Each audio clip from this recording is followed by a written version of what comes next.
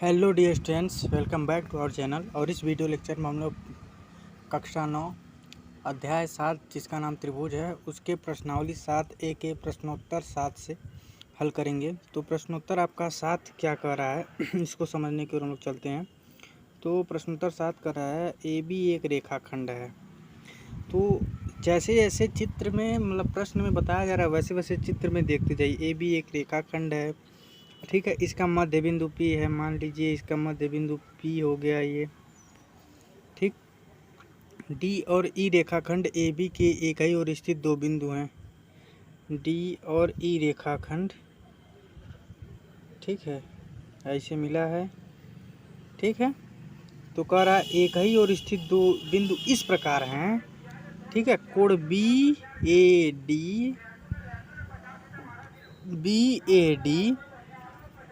ये कोण जो है ये किसके बराबर हो जा रहा है? BAD बराबर ABE, यानी इस कोण के बराबर हो जा रहा है। तो और ये जो कोण है कोण EPA बराबर है कोण EPB के, सॉरी EPB नहीं है, DPB होगा, DPB, ठीक है। तो हम लोग देखते हैं कि तो जब दोनों कोण आपस में बराबर हो गए तो हमको सिद्ध क्या करना है कि त्रिभुज DAP, जो त्रिभुज DAP है आपका, यानी ये वाला ये त्रिभुज, ठीक है, ये जो त्रिभुज है सर्वांगसम होगा त्रिभुज EBP की, EB यानी इस त्रिभुज के सर्वांगसम होगा, ठीक है। तो बेहद ही आसान क्वेश्चन है। तो आप सीधे पहले आप क्या करेंगे, आप देख रहे हैं कुछ कॉन्सेप्ट हमको मिल रहा है। अगर इस त्रिभुज में हम लोग चलें तो ये वाला कॉन्सेप्ट मिल रहा है बहिष्य कोण, और आपको हमने बताया है कि इस प्रश्नावली में जितना भी सवाल है उसमें कहीं ना कहीं एक कॉन्सेप्ट जरूर यूज होगा जिसका नाम है बहिष्य कोण प्रमेय। तो देखिए ये इतना दिया हुआ है जो मैंने आपको एक्सप्लेन कर दिया, ठीक है। अब आगे बढ़ते हैं। त्रिभुज ADP तथा अपने प्रश्नोत्तर पे चलते हैं। तथा त्रिभुज EPB से, त्रिभुज ADP से हम लोग क्या ले सकते हैं, जो इसका मान होगा, जो बहिष्य कोण P का मान होगा DPB का, वो अपने से सुदूर दो अंतःकोणों के योग के बराबर होगा। सही बात है कि नहीं है? अब देखिए फिर त्रिभुज EPA बराबर त्रिभुज किससे चल रहे हैं हम, या त्रिभुज EPB से चल रहे हैं, ठीक है। तो त्रिभुज EPB में कोण DPB से चलिए, EP और A, EPA से जब चलेंगे, ठीक है, EP इसको बाबू B कर लीजिएगा, EPA देखिए गड़बड़ हो जा रहा है ना, तो इसके लिए EPB इसको कर लीजिएगा, ठीक है। ये थोड़ा सा मिस्टेक हो गया, इसको आप लोग B कर लीजिए। EPB से कोण E प्लस कोण B बराबर हो जाएगा कोण इसके EPA के, ठीक है। तो ये कैसे होगा, बहिष्य कोण प्रमेय से। ओहो नहीं सही है, यहाँ पर लिखना था त्रिभुज, ये सही है, ठीक है। कोण EPA होगा, यहाँ पर लिखना था त्रिभुज EPB से, ठीक है ना।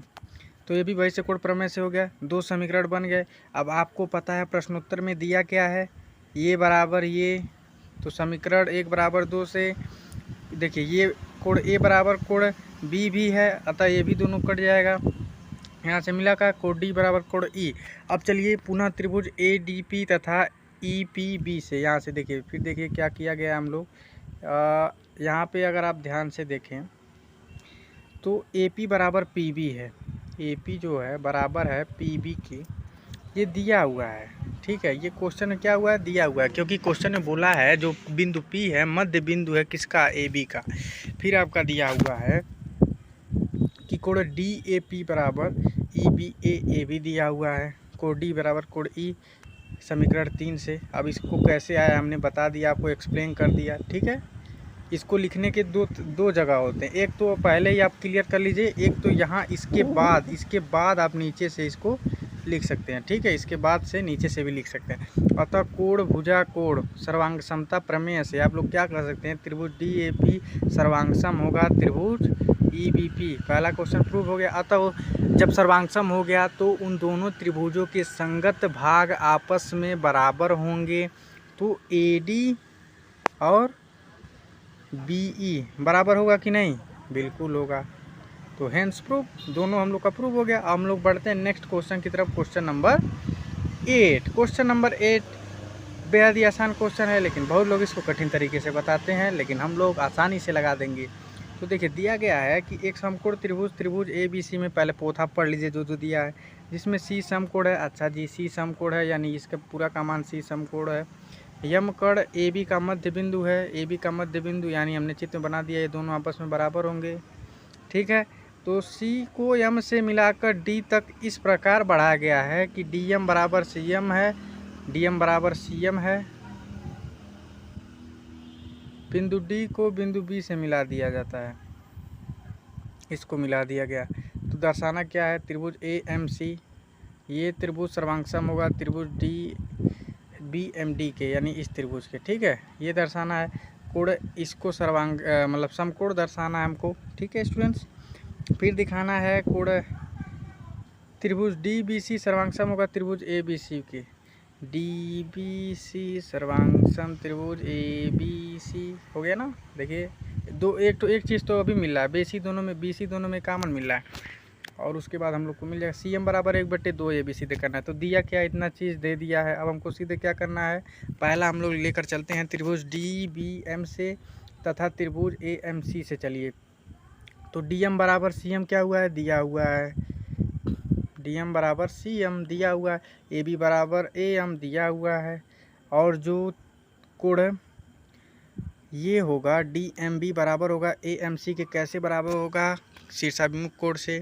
अतः भुजा सर्वांग समता प्रमेय से त्रिभुज DBM सर्वांगसम त्रिभुज AMC, इसलिए कोण BDC यानी ये देखिए BDC बराबर होगा BAC के। होगा कि नहीं होगा, पहले ये बताइए। होगा, बिल्कुल होगा, क्योंकि यही एंगल इसके साथ भी जुड़ा। अगर इतना मिलेंगे तब भी कोण A उतना ही एंगल पे है, अगर इतना मिलेंगे तब भी कोण A उतना ही एंगल पे है। ठीक है, इसीलिए हमने ये लिख दिया है। तो समीकरण 1 इसको मान लीजिए, और DB बराबर AC हो जाएगा, यानी संगत भाग बराबर होंगे तो ये बराबर ये हो जाएगा कि नहीं, DB बराबर AC। अब आगे चलिए, आगे दूसरा क्वेश्चन क्या करना है, कोण DBC को क्या करना है, कोण DBC एक समकोण है। तो अब देखिए हम लोग कैसे करेंगे, पहले हम लोग तीसरा कर लेते हैं, नहीं तो दूसरा आपको एक्सप्लेन करना है तो मैं बता सकता हूँ, लेकिन पहले तीसरा कर लेते हैं। तो तीसरा क्वेश्चन आपका कह रहा है, मतलब इसको सिद्ध करना है। ठीक है, तो तीसरा कैसे सिद्ध होगा, पहले इसको समझ लेते हैं। देखिए त्रिभुज DBC और ACB से चलिए पहले। ठीक है, BC बराबर BC उभयनिष्ठ मैंने पहले ही बता दिया है, दोनों में BC उभयनिष्ठ अगर दोनों त्रिभुज बनाए तो देखिए।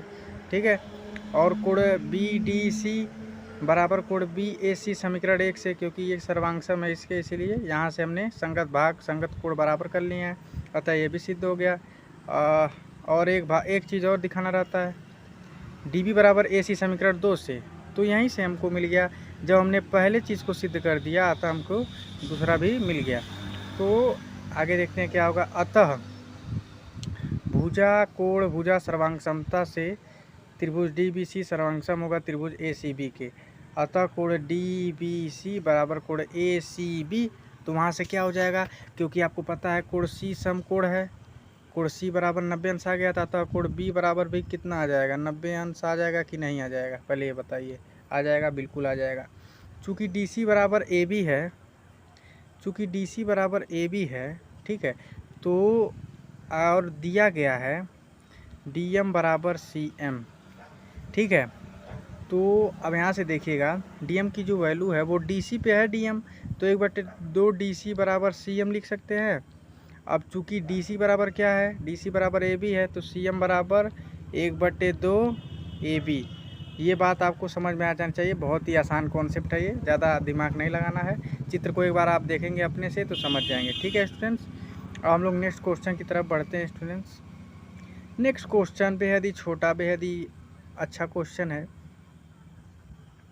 तो देखिए क्वेश्चन देखते हैं हम लोग। एक समद्विबाहु है, समद्विबाहु त्रिभुज ABC जिसमें AB बराबर AC है, यानी ये बराबर ये, अर्थात कोण B बराबर कोण C। मैंने पर मैं बता चुका हूँ आपको। तो कोण बी और कोण सी के समद्विभाजक परस्पर बिंदु ओ पर प्रतिच्छेद करते हैं, यानी ये कोण इस कोण के बराबर होगा, ये कोण इस कोण के बराबर होगा। समद्विभाजक करेगा तो ए और ओ को जोड़िए और दर्शाइए कि ओ बी बराबर जो होगा ओ सी होगा, यानी ये बराबर ये। ठीक, अच्छा जी, कोण ए ओ जो है या ये वाला जो है कोण ए को समद्विभाजित करता है, यानी ए कोण इसको सिद्ध करना है। तो सॉल्यूशन में त्रिभुज ए बी ओ से चलिए, इससे और इससे चलिए। ठीक है, तो हम लोग का सब सिद्ध हो जाएगा। तो आप देख सकते हैं ए ओ बराबर ए ओ घनिष्ठ है, ए ओ दोनों में है इसलिए ओ घनिष्ठ हो गया। ए बी बराबर ए सी दिया हुआ है, कोण ए बी ओ बराबर होगा कोण ए सी ओ के। कैसे होगा, क्योंकि इतना लाइन पढ़ लीजिए आप, क्लियर हो जाएगा। ठीक है, यहाँ तक, यहाँ से यहाँ तक, ठीक है, यहाँ से यहाँ तक, ठीक है, पढ़ लेंगे, क्लियर हो जाएगा। क्योंकि समद्विभाजक है, कोण बी और कोण सी का समद्विभाजक है। अतः साइड एंगल साइड अर्थात भुजा कोण भुजा सर्वांग समता प्रमेय से त्रिभुज ए बी ओ सर्वांगसम हो जाएगा त्रिभुज ए ओ सी के। अतः ओ बी बराबर ओ सी हो जाएगा, क्योंकि अगर त्रिभुज सर्वांगसम है यानी उनके संगत भाग भी आपस में कैसे होंगे, बराबर होंगे। और वहाँ से और क्या हो जाएगा, कोण बी ए ओ बराबर कोण ओ ए सी, चूँकि त्रिभुज ए बी ओ सर्वांगसम है त्रिभुज ओ ए ओ सी के। ठीक है, तथा संगत भाग बराबर होंगे, यानी ये कोण इस कोण के बराबर होगा। अतः ए ओ कोण ए को क्या करता है, समद्विभाजित करता है।